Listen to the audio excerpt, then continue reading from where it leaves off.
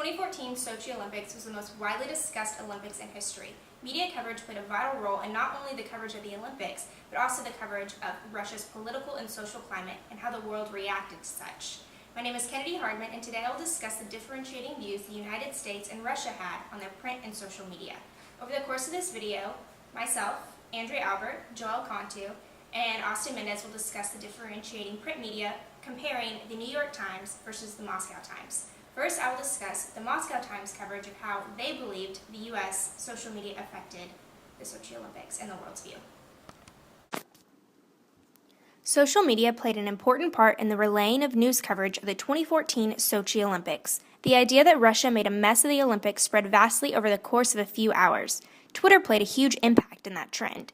A Twitter handle entitled @SochiProblems had over 350,000 followers, well over 100,000 more than the official Olympics Twitter.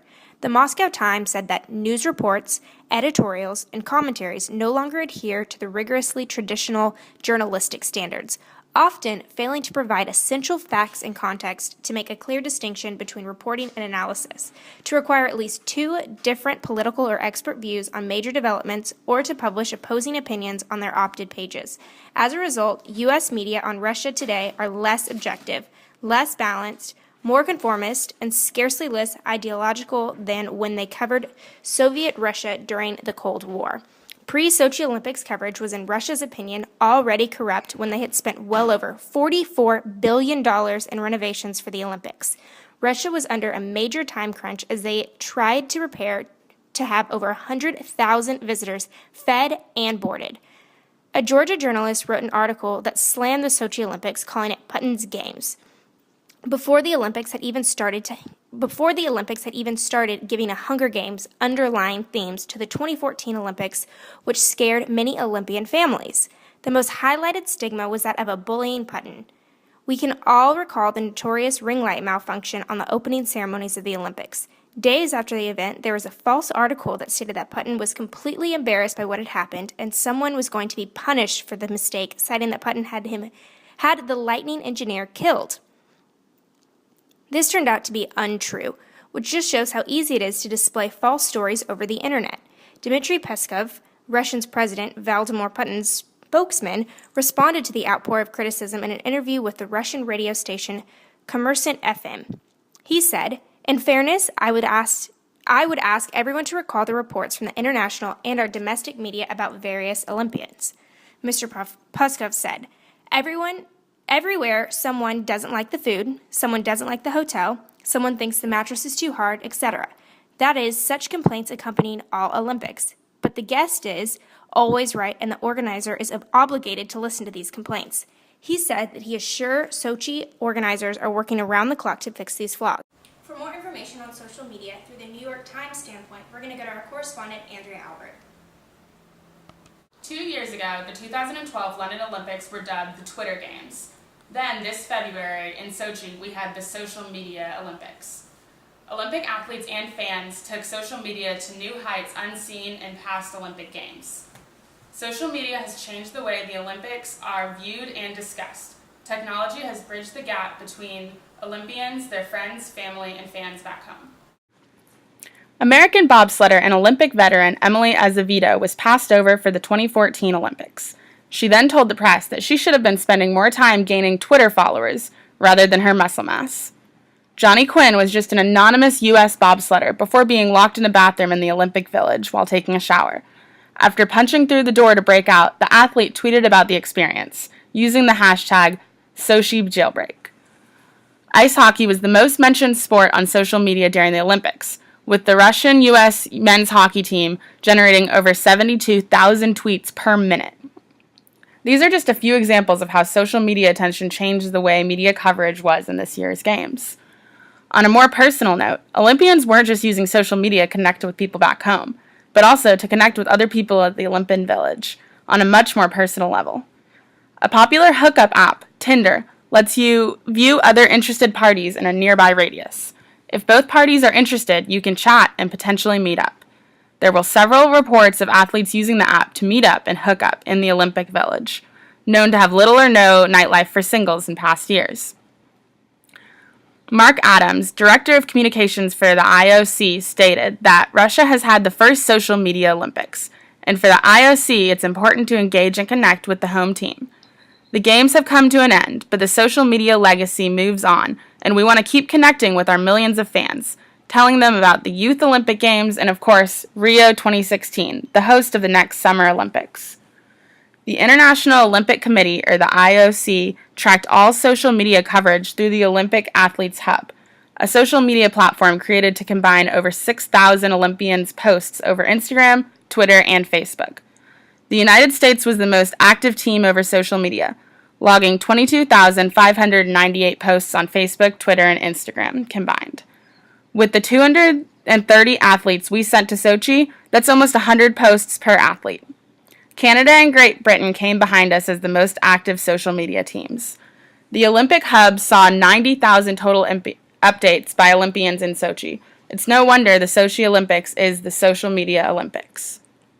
Next, we'll hear from Joel about how the Moscow Times reported the Sochi Olympics. Laws have been placed in Russia that allow the government to prosecute journalists as terrorists. We examined the Moscow Times in order to uncover some of the differences in coverage of the Sochi Olympics between it and the Western world media. Before we begin to understand how the coverage is different, we're going to take a look at why the coverage is different. Vladimir Putin, president of Russia since May of 2000, has worked diligently to pass a number of laws that have a limiting effect on the press's powers, this according to Olga Beskova, editor-in-chief of Sochinsky Novosti, or Sochi News. Beskova also went on to say that the majority of news outlets, particularly those controlled directly by the state, prefer to cover Sochi the way they would cover a deceased man, in a positive light or not at all. The CPJ, the Committee to Protect Journalists, is a non-profit organization who works on advocating freedom of the press across the world and protecting the rights of journalists, released a report concerning Russia and their attempts to censor news items. The report detailed that the Russian government prevented relevant news pertaining to the conditions in Sochi leading up to the Olympics via self-censorship or official repression. Leading up to the Sochi Games, Russian legislation passed several laws restricting what can be published online, with potential penalties that allow the Russian government to prosecute journalists as terrorists. These restrictions have drawn foul cries from the United Nations. With that in mind, here are some of the ways the Sochi Winter Olympics Games were covered by the Moscow Times. The Moscow Times spoke with Dmitry Chernyshenko, the head of the 2014 Sochi Organizing Committee, who said the game's slogan, "Winter, Hot Ours," could be replaced with "Successful, Profitable Ours." Those comments are made despite the reported $50 billion price tag for the Games, eclipsing the previous spending of 21 Winter Olympics combined. Chernyshenko said that the Sochi Games have also created new standards for future Olympic Games. "We have nothing to be ashamed of." The Moscow Times also posted quotes from six-time Paralympic champion Sergei Shilov, who lauded the Games for its unmatched security and great conditions. Chernyshenko did not address the issues raised by the international community before and during the Games concerning unfurnished accommodations for tourists and media. In the archives of the Moscow Times, you do not find the Western images of yellow tap water, broken ceilings, and comically small rooms to accommodate world-class athletes. Instead, you will find inviting images of 4- and 5-star hotels featuring offerings from the Radisson, the Seasons, the Grand, Hyatt, and Swiss Hotel. The thousands of rooms available through their list did not seem to find their way to Western journalists. Littered all over the Moscow Times Sochi Olympic coverage are stories of triumph and success that could be seen as an aid in covering the corruption claims committed by their government. With the Russian government attempting to control what is said in their media, it could be said that they believe in mass society theory. Mass society theory suggests that media is a corrupting influence. They undermine the social order, and average people are defenseless against their influence. By doing this, the Russian government is able to control the accessibility their people have to the media setting an agenda. Without the ability to set an agenda and the punitive charges the government is able to impose, journalists are restricted in providing salient information. Public choice theory asserts that state-owned media would manipulate and distort information. Clearly, public choice theory is firmly at large in Russia, preventing the ability for Russians to access unbiased, accurate information. While the Russian government does not own the Moscow Times, their policies suggest that they might as well. For more on the Sochi Olympic coverage, we're going to kick it to Austin Mendez to cover the New York Times. American media has shed a vastly different light on the coverage of the Sochi Olympics in 2014 compared to Russian media and the rest of the world. The focus of this variation will be on the New York Times, which is an American daily newspaper that's been continuously published in New York since September 18, 1851. It has won over 112 Pulitzer Prizes, more than any other news organization in the world. It's one of America's most popular websites as well. It's receiving over 30 million unique visitors per month. American media's focus on Russia today is less objective, less balanced, more conformist, and scarcely less ideological than when they covered Soviet Russia during the Cold War. Since the early 2000s, the media have followed a different leader-centered narrative that devalues multifaceted analysis for an unforgiving demonization of Putin with little regard for facts. For weeks, this toxic coverage has focused on the Sochi Olympics and the deepening crisis in Ukraine. Even before the Games began, the Times declared the brand new complex a Soviet-style dystopia and warned in a headline, "Terrorism and tension, not sports and joy." On opening day, the paper found space for 3 anti-Putin articles and a lead editorial. American journalists gave terrorists the victory, tainting Putin's games and frightening away many foreign spectators, including some relatives of the athletes. The media, however, has refused to acknowledge any of the positive things Putin has accomplished since the beginning of his presidency in 2000. Never credited with stabilizing a splintering, nuclear-armed country, assisting U.S. security pursuits from Afghanistan and Syria to Iran, or even with granting amnesty to more than 1,000 jailed prisoners, including mothers of young children. Putin virtually saved Obama's presidency by persuading Syrian President Bashar al-Assad to eliminate his chemical weapons program. The overwhelming criticism of the 7-year, $50 billion Sochi project has seen little to no coverage of how the improvements and construction will benefit the city as well as Russia for years to come. Until this Olympic investment was made, you couldn't drink the water in Sochi and trains didn't run. Ben Aris of Business News Europe, who observed as much as 44 billion of the 50-plus billion spent in the Sochi Games, was probably spent to develop the infrastructure of the entire region. As coverage led to the opening ceremony, the summer prior was greeted with terrifying news of Russia's most wanted terrorist, Doku Umarov, and his direct threat to attack the Winter Olympic Games. If this wasn't enough to scare visitors away from the Winter Games, only a few months after reports of Muslim terrorists' plan to attack the Games were publicized, popularized coverage of 2 separate bombings in Russia raised scares of terrorism just 6 weeks before the start of the 2014 Olympics. The scares of terrorism raised high concerns for the security and well-being of participants as well as visitors of the Winter Olympics.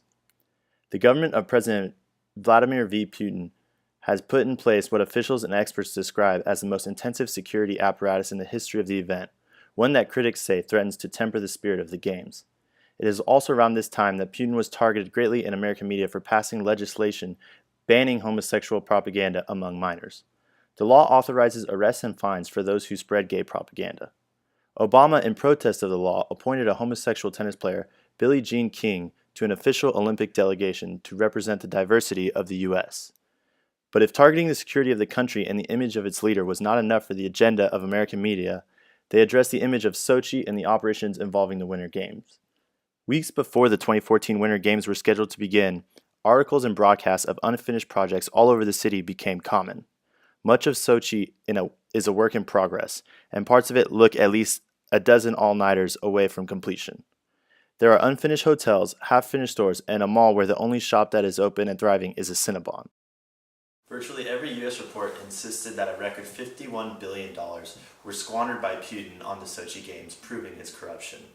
This is a clear example of American media and the New York Times using agenda-setting theory to, instead of accurately portray the reality of the environment surrounding Sochi and the Winter Games, alter and distort it, giving Putin and Russia a vilified image. With the agenda-setting theory as a lens for analyzing the articles and coverage of events and news leading up to the Games, there is evidence of the media's attempt to personify a villainous Russia threatened by terrorists and an oppressive leader, Vladimir V. Putin.